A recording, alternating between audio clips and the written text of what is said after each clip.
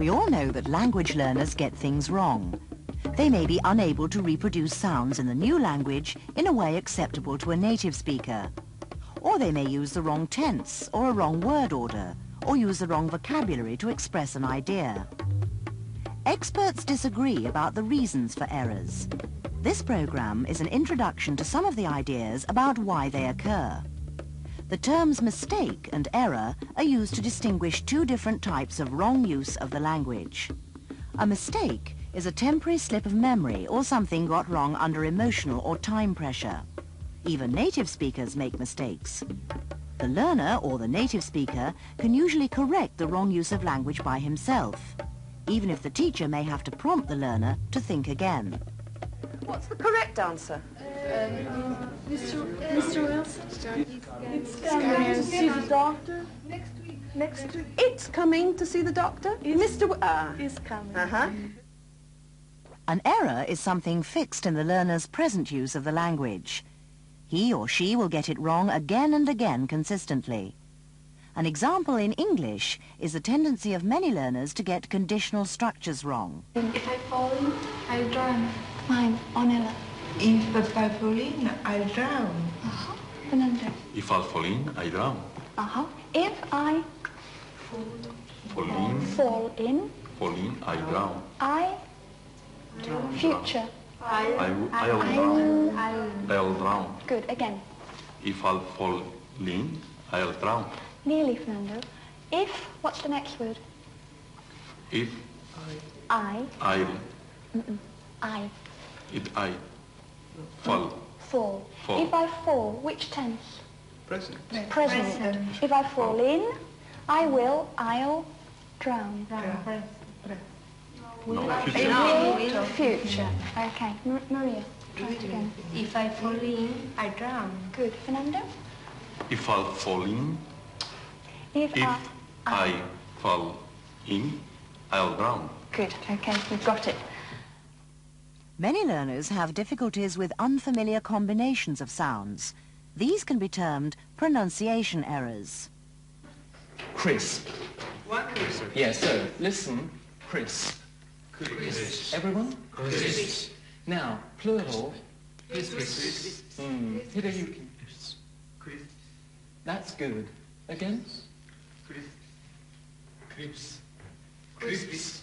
Crisps. Crisp. Yeah. Crisps. Crisps. Okay. Imagine a cat, yeah? Meow. Okay, cat. All right, to the cat.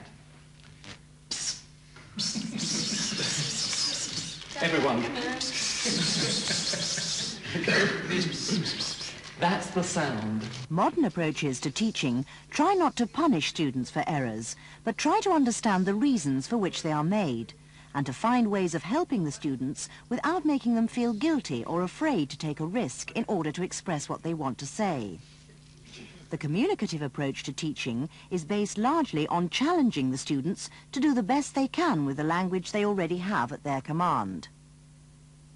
Errors or mistakes will be inevitable, and the teacher needs to find sympathetic ways to help them develop their language so that errors are gradually eliminated, without damaging their self-confidence and willingness to take risks.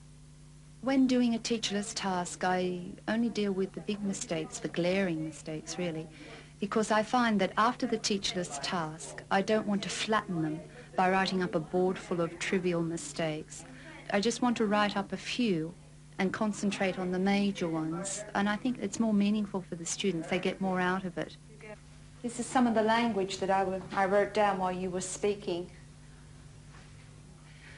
What's the problem here? Students' errors have many sources. A common one is reference back to the native language. So he gives you a cigarette, Tris, and now you want something else. So what do you ask for now?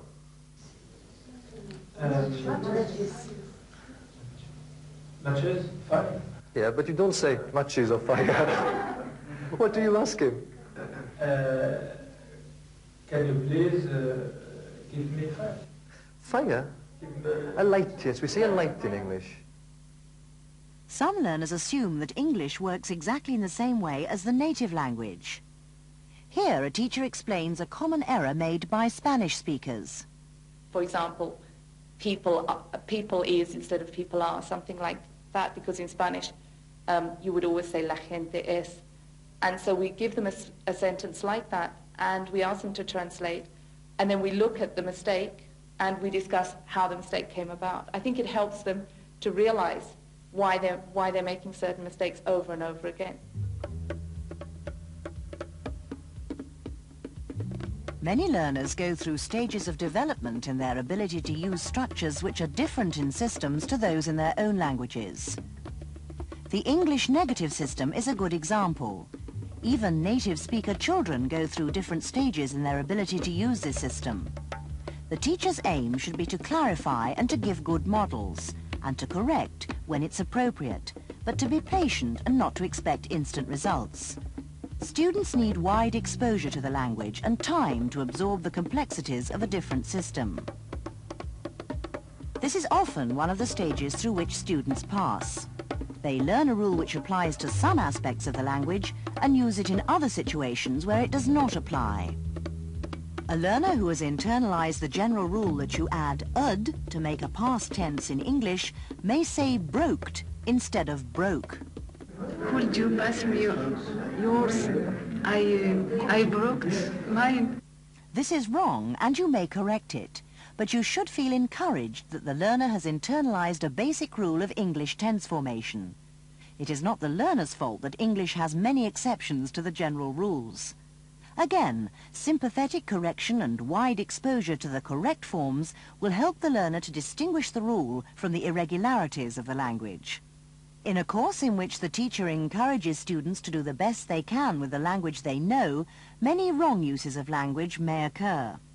Now, at the moment, you go to the bed because you aren't okay. because you aren't okay, and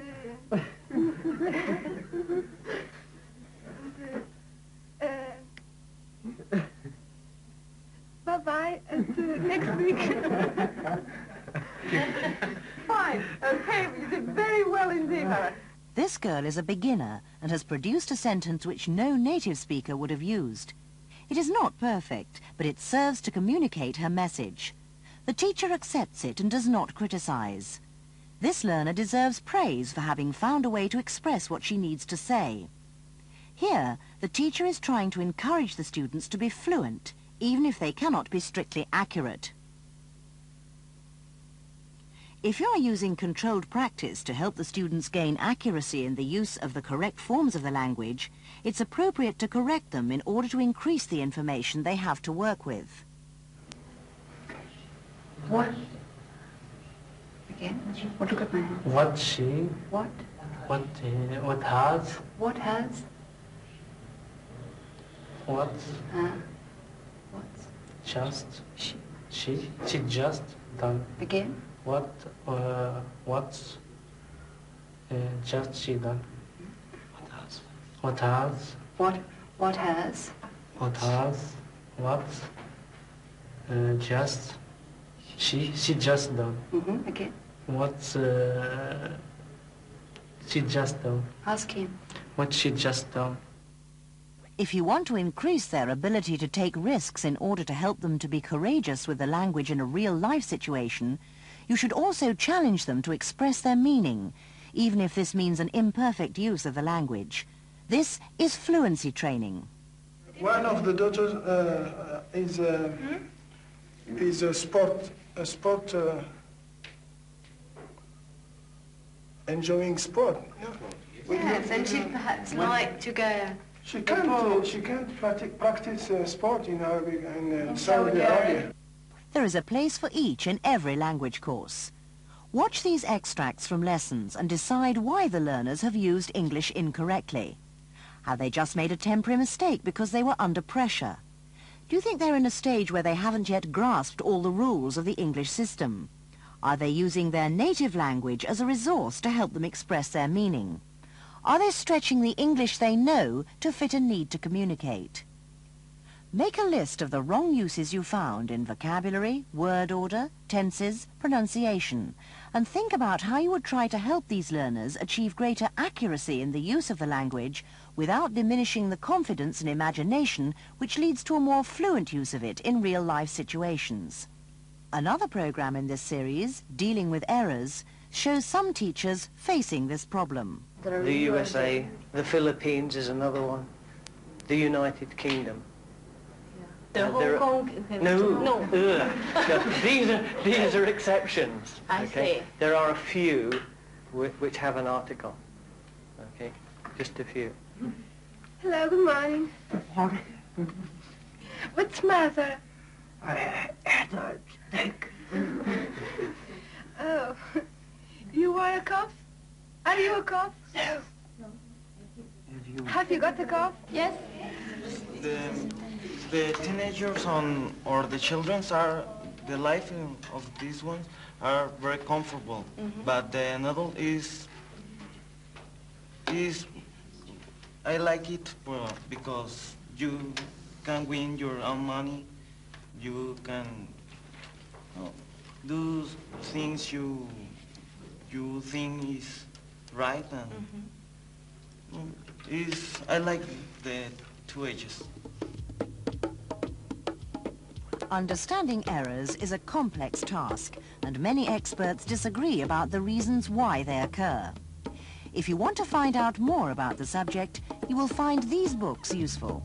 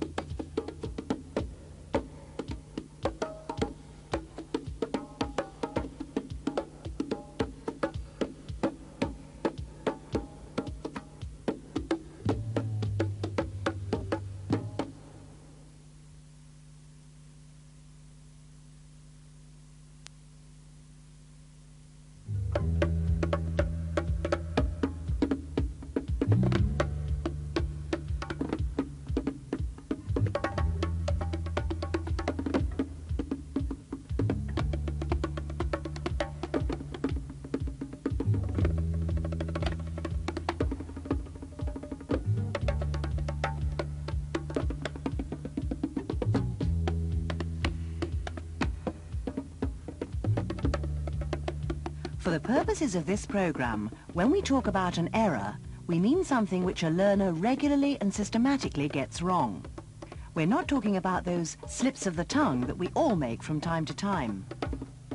So he gives you a cigarette, Tris, and now you want something else. So what do you ask for now?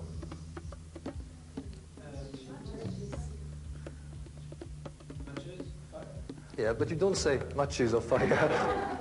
What do you ask him? Can you please Fire? A light, yes. We say a light in English. So we'd say, can you please give me a light, or have you got any matches? It is not possible to correct every error, nor is it desirable.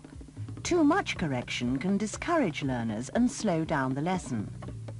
The teacher has to decide which errors to correct and which to ignore. To do this, it's important to bear several things in mind.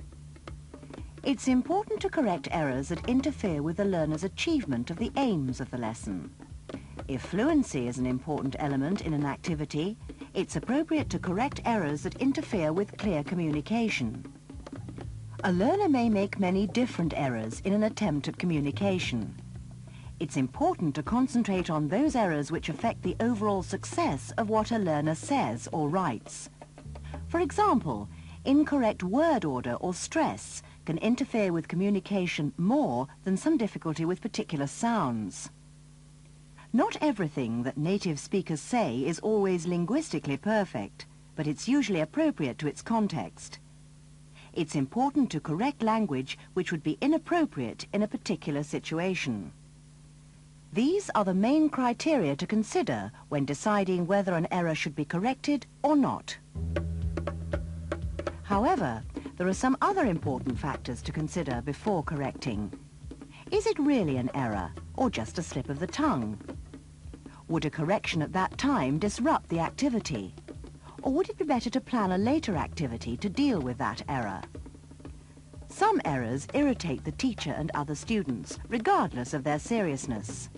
Will they be able to bear to go on hearing them uncorrected? An error can be corrected in one of three ways. By the teacher eliciting corrections from the learners, by the learners correcting each other or themselves spontaneously. It's always better for the learners to try and find a correct response themselves.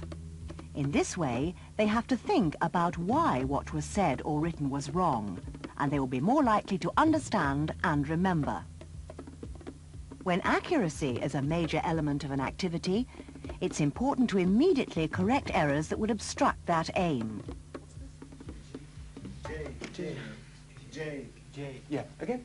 J, yes. Okay. And this? G. Right, yes. What's this one? Okay, look. Be careful. G and J. What's this? J, yes. And this? G, yes. Okay. What was it? J. Again? G. What was this again? J, great. And that's G, lovely. Okay. In activities where fluency is an important factor, the teacher may want the activity to proceed without any interruptions. Delaying corrections until the end of the activity allows the communication to be undisrupted. In Saudi Arabia. When doing a teacherless task, I only deal with the big mistakes, the glaring mistakes, really, because I find that after the teacherless task, I don't want to flatten them by writing up a board full of